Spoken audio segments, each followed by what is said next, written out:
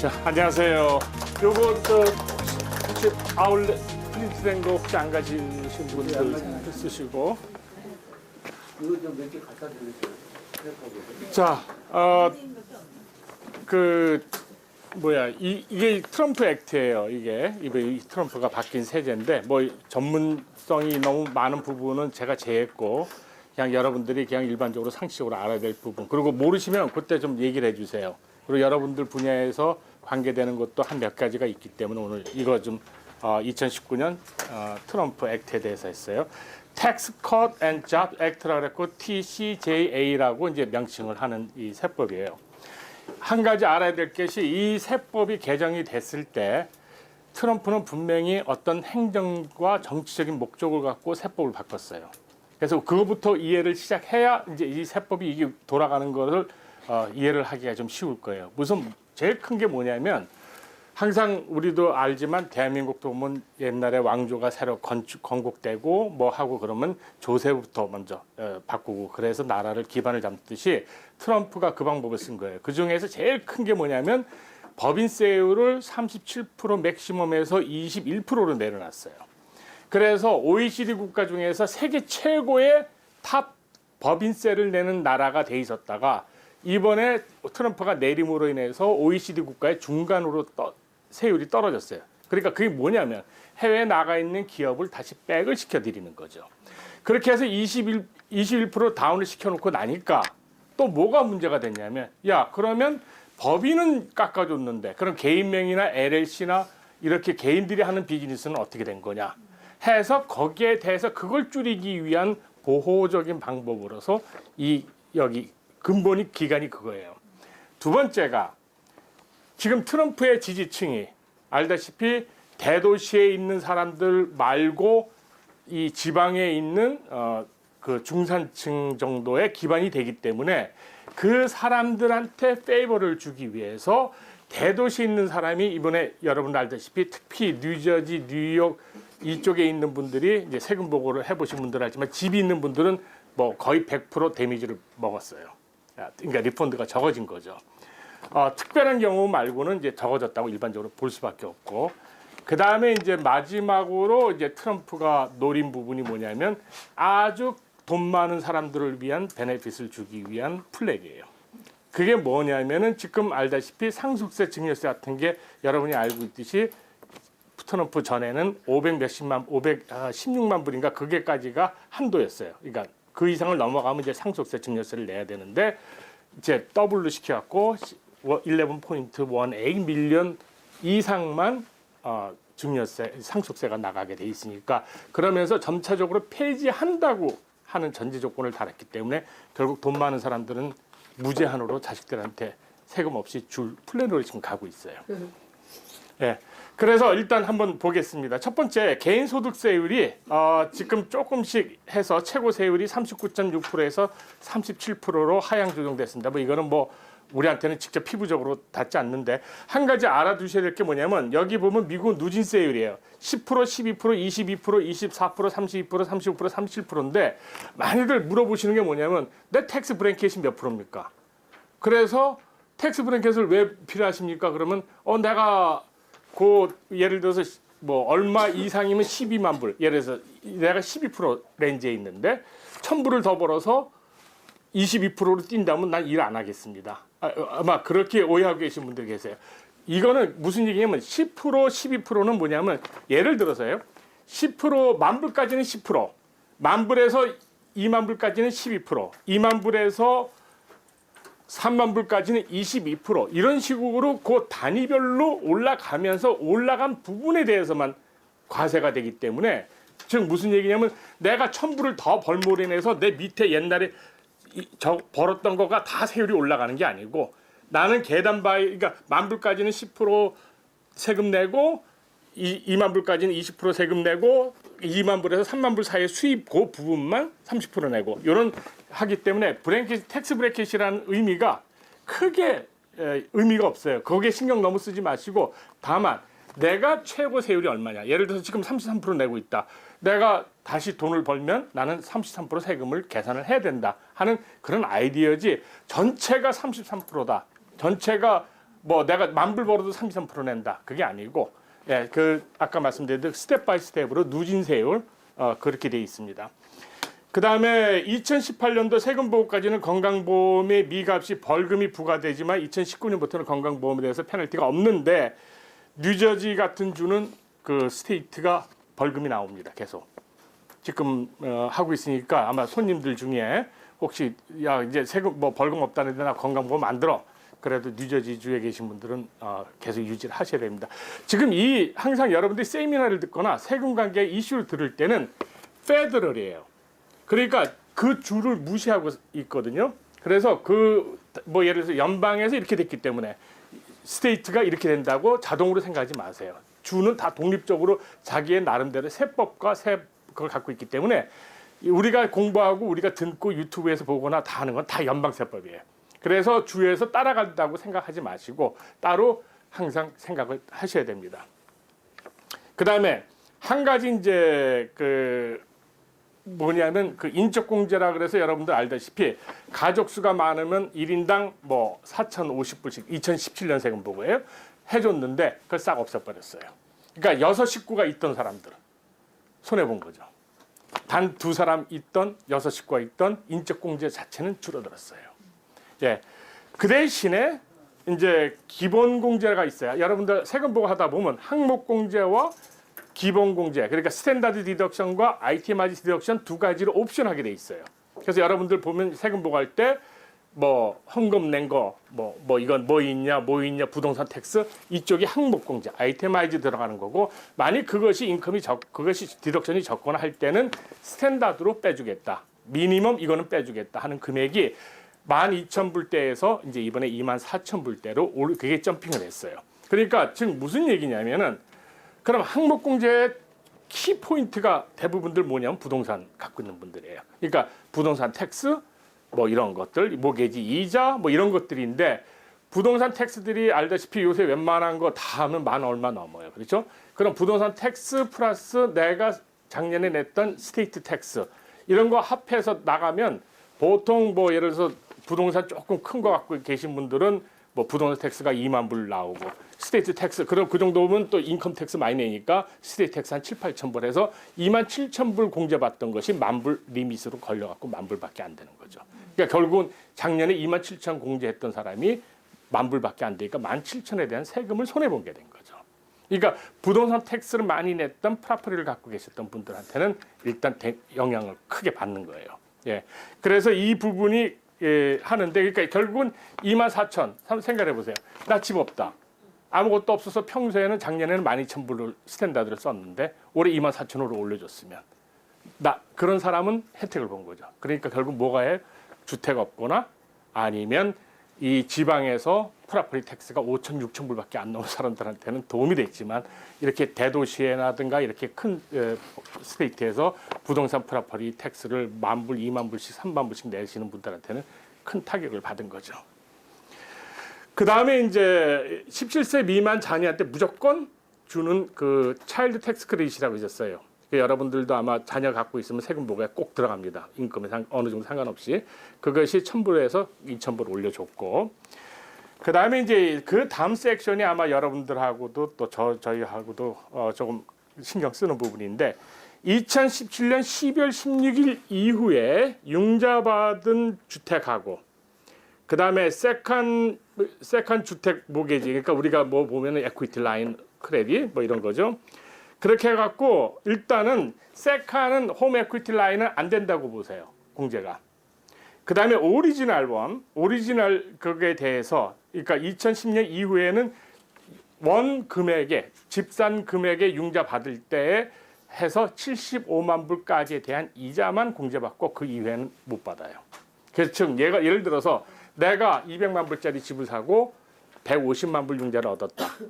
그러면 150만 불 융자를 얻었는데 150만 불에 대한 이자가 나올 거 아니에요. 그렇죠? 이자는 아까 말했듯이 세금은 10,000불 선에서 해줬지만 이자는 무제한으로 지금 클레임하고 있어요. 그 이자를 공제를 받아야 되는데 이자도 75만 불에 대한 이자밖에는 공제 안 해주니까 나머지 이자는 안 되는 거고 홈 에퀴티 라인, 세컨 모게지도 공제 못 받는 거예요. 다만 세컨 에퀴티 라인을 해갖고 내가 집수리 한다든가 집에다가 투자를 내가 사는 집이에요. 다른 부동산 말고 내가 사는 집에 다시 공사 레노베이션 했다든가 해서 얻기 위해서 세컨 모게지를 얻었을 경우에만 그 이자가 추가로 공제가 될 수가 있어요. 그 다음에는 뭐 아까 미리 말씀드린 주정부 혹은 신화타운에 납부한 소득세, 부동산세, 판매세 모두 합해서 10,000불까지만 공제 혜택을 받을 수가 있다.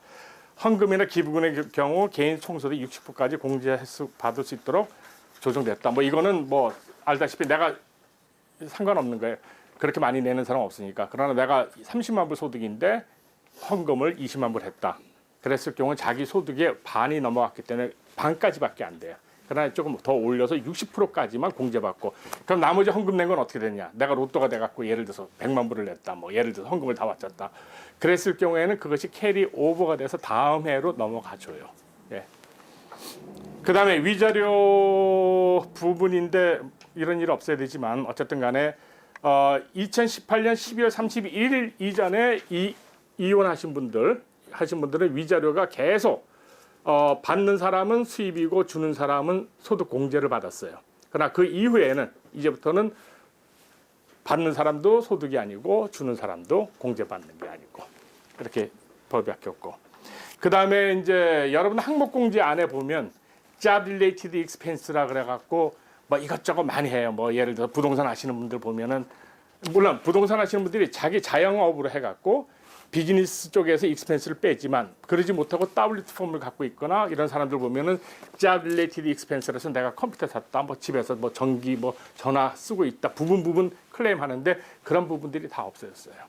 예, 그다음에 또 다른 주로 이사 가면 moving expense라 해서 다른 주에 이사 간 경비를 공제받을 수가 있는데 그것도 없어졌고, 그다음에 상속세하고 증여세 면세 금액이 5.6 밀리언에서 11.18 밀리언으로 상향됐고, 매년 이 이상, 그러니까 1년에 15,000불 이상이 되면은 세금은 없어요. 그러나 15,000불 이상의 돈이 증여가 되거나 이렇게 됐을 때는 증여보고를 하셔야 됩니다.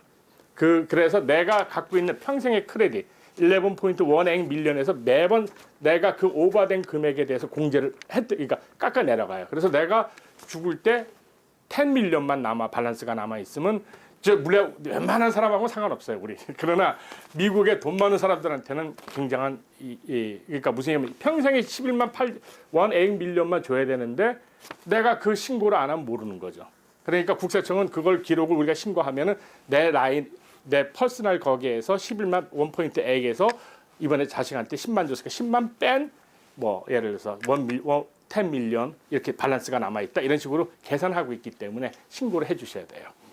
그 다음에 뭐 최소한세는 이거는 뭐 얼터네이티브 미니멈 텍스인데 이거는 이게 전문적인 부분이기 때문에 이게 넘어가겠습니다. 근데 아까 말씀드린 연방세율이 현행 35에서 21% 하향조정했고, 새로운 법안 중 S 형태 LSC 아까 말씀드렸죠.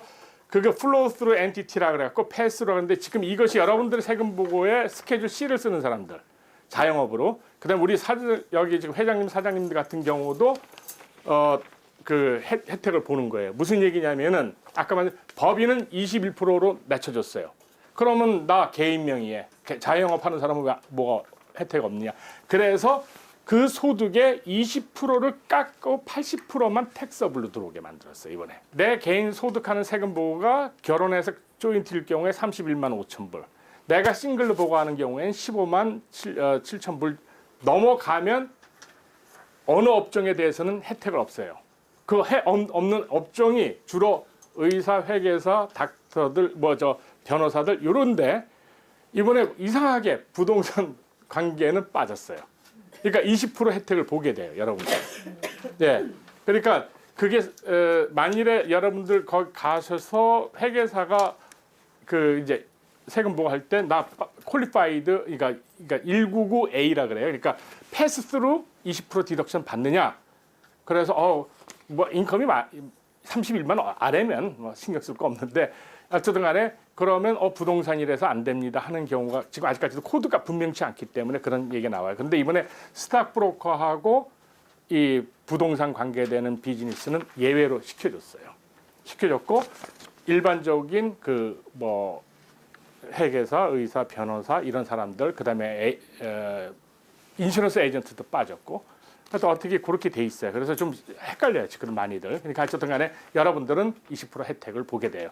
그래서 공정하게 법인으로 운영하는 사람과 법인 아닌 비법인으로 운영하는 사람하고 어느 정도 밸런스를 맞춰주기 위해서 이것이 생긴 거예요.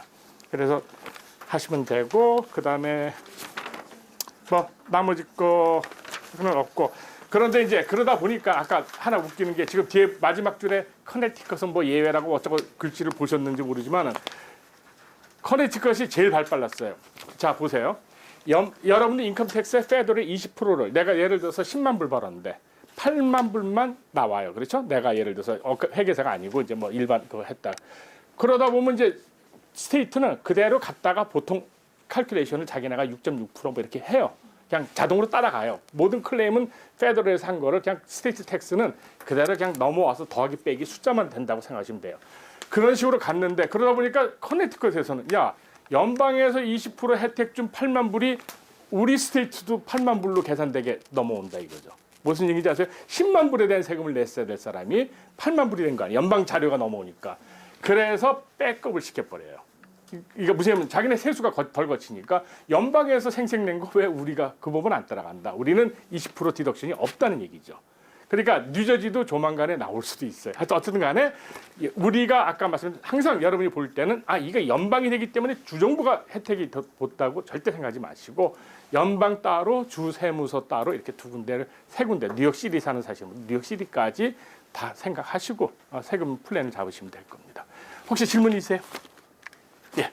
그러면은 우리 일반 에이전트의 경우 네. 1099을 이제 받잖아요. 네. 그러면 지금 20%그 혜택을 보는 거예요. 그렇죠. 자기 자영업으로 들어가서 셀프 엠플로이죠. 그러니까 여러분들이 내가 사업자 등록증이 있다 없다는 내가 그것이 사업체다 아니다가 아니고 내 이름을 트레이드 네임을 레지스트한 것뿐이지 세법상에는 다 똑같아요. LLC를 만들던 에스코브를 갖고 계시는 사장님이든 내가 없이 그냥 내 이름으로 하는 에이전트든 다 세금 보고 스타일은 똑같고 똑같은 그거예요. 그러니까 다 비즈니스로 아까 똑같이 20% 혜택을 보게 돼 있어요. 그러면 좌우지간에 혜택을 좀 보겠네요. 예, 그렇죠. 기본적으로 한 2만 불 정도. 아니 20% 참. 20% 정도는 혜택을 보는데 이제 거기 뭐 리미테이션 좀 있고 그래서 보통 보면은 지금 현재 한 15%? 어쨌든 간에 손해는 안 봐요. 다른 질문 있으세요? 예. 다른 거 하나 질문 드리겠습니다. 예. 이거 말고 우리가 일반적으로 그 부동산을 샀다가 팔 때 네. 캐피탈 게인 텍스 면세 요건이 예. 5년을 거주해야 됩니까? 2년을 거주해야 됩니까? 예. 그러니까 5년을 거주하는 게 2년 거주예요. 2년 거주인데 그 조심해야 될 부분이 뭐냐면 그러니까 20년을 내가 그 집을 소유하고 있었던 30년을 소유하고 있었던 아무 의미 없어요. 내가 파는 오늘 시점서부터 카운트를 해갖고 패스트 5 year 중에 내가 2년을 살았으면 퀄리파이드 돼요. 자 그러면 어떤 사람은 렌트 주고 있다가 뒷부분에 2년을 들어오는 사람이 있고 어떤 사람은 5년 피어리드 중에 쭉 렌트 주고 그러니까 내가 살다가 2년 살고 나간 사람이 있어요. 그렇죠? 그러니까 무슨 얘기냐면 뒷부분이 3년이 공백, 앞부분이 3년 공백 나와요. 이것이 세금 차이가 틀려요. 예. 그러니까 패스트 5 카운트 오늘부터 클로징 스테이트부터 거꾸로 들어가 갖고 그 5년 중에서 내가 2년을 먼저 살았으면 오케이. 50만 불, 25만 불 혜택이 그대로 가요. 그런데 내가 라스트 2 year에 들어왔으면 이것은 이 사람은 처음 목적이 인베스트먼트였다고 판단이 되기 때문에 그래서 안 주는 건 아니에요. 그러나 내가 홀딩 피어리어드와 렌팅 피어리어드하고 합해 갖고 계산해서 파샬로 빼줘요. 제가 집을 사가지고 들어가서 2년 살다가 팔면은 면세가 되는 겁니다. 그렇죠. 그게 회계사님마다 답변이 달라가지고 그뭐 명확하게 해주시죠. 명확하게 한 것보다도 뭐 저도 틀릴 수도 있겠죠. 그러나 지금까지 봤을 때 지금 저 나름대로의 이제 저도 이제 뭐 세미나하고 뭐 하느라고 하는 과정 속에서 보면은 그 지금 이 제가 말씀드린 게 거의 맞을 거예요. 예. 그리고 또 하나 질문 드리겠습니다. 네. 1031 익스체인지를 할 때 네. 세금이 계속 이연되지 않습니까? 네. 근데 마지막에 그분이 돌아가셔가지고 네. 상속이나 정려가 됐을 경우에 네. 그 이연된 세금을 면세를 받을 수 있습니까? 그러니까 면세가 아니에요. 자, 괜찮습니까? 시간 돼요? 괜찮아요? 예. 이게 다 길면요, 이 사장님이 다음에 오지 말라 그러니까 그래서 그래요. 내가 건물을 사고 있다 1031이 되죠. 예를 들어서 50만 불 주고 사갖고 100만 불에 팔았어요. 그러니까 100만 불짜리 갔어요. 그럼 50만 불에 되는 세금을 예를 들어서 연방세만 예를 들어서 캐피탈 게인 25% 예를 들어서 아니 30% 계산합시다. 그럼 15만 불 내야 되는데 나 다시 재투자한다는 1031 조건으로 넘어갔어요. 포스트폰이 또 됐어요. 이게 계속 뭐 다음 건물로 넘어가요. 뭐 이자 계속 세금 붙어서 그러다가 내가 팔면은 난 영락 없이 세금을 내야 되고 내가 자식한테 물려줘서 자식이 팔아도 내 베이스로 가기 때문에 세금을 내야 돼요. 그런데 유일하게 아까 좋은 포인트예요. 그게 내가 갖고 있다가 죽었을 경우에 아까 말씀드렸듯이 상속의 재산 면세가 얼마입니까? 11.1A예요. 내가 11.1A까지는 세금이 없어요. 그런데 기프트로 내가 집을 지금 내 다른 사람한테 준다 그럴 때는 내가 산 베이스가 그대로 가요. 예를 들어 내가 50만 불 주고 샀으면 지금 300만 불짜리라도 이분은 팔 때 50만 불이에요.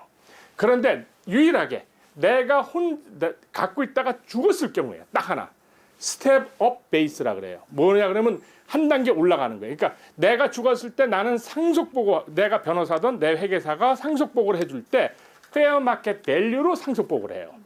그러면 예를 들어서 내가 50만 불 주고 산 게 500만 불이 됐어요 지금. 그럼 450만 불에 대한 세금을 내야 되는데 그렇죠? 내가 이제 450만 불 신고하죠. 그러면 상속세 없죠. 11.1에 미치니까. 자, 캐피탈 게인 텍스를 내야 돼요. 그러나 캐피탈 게인 텍스도 아까 말했듯이 11.1 안에 포함이 됐기 때문에 다 없어져 버려요. 그래서 지금 그 포인트가 그러니까 자식한테 내가 집을 빨리 건물을 빨리 주고 나 뭐 노인 아파트 들어가겠다. 좋으냐 나쁘냐 그거는 지금 다 복불복이에요. 꼭 좋다고만 얘기 못하는 거예요. 내가 갖고 있다가 내가 죽고 내가 상속으로 넘어가면 싹싹 털고 자식이 그럼 자식은 어떻게 되느냐? 그 건물을 500만 불에 상속받은 걸로 돼 있기 때문에 그분은 이제 500만 불 이상의 것이 대해서만 세금 계산됩니다. 죽을 때 죽어야 되겠구만. 저는 그래서 죽는 게 목적이 아니고 살아 계실 때까지 건물을 가능하면 본인이 물론 이제 널싱홈 뭐 메디케이드 지금 우리 선배님들 앞에 섰던 선배 한 10년 20년 앞에 섰던 저 같은 경우에 했던 분들을 모델을 보면은 다 노후에 그러니까 실패해요. 그러니까 무슨 얘기냐면 뉴 제너레이션입니다. 여러분들은 미국에서 세금 내고 미국에서 연금 받기 때문에 메디케이드 받을 수도 없고 널싱홈 들어갈 수도 없고 요양원 무료로 갈 수도 없고 자기 나름대로의 펜션 플랜과 리타이먼트 플랜과 이거를 지금부터 세팅하고 해야지 보니까 수입 없어도 어영부영 잘 병원 가시고 하시더라. 그건 그분들 세대고 우리는 소셜 시큐리티라든가 베네핏이 나오는 게 있기 때문에 해당이 되질 않는 사람들이에요. 자, 하여튼 감사합니다. 자, 좋은 하루 되세요.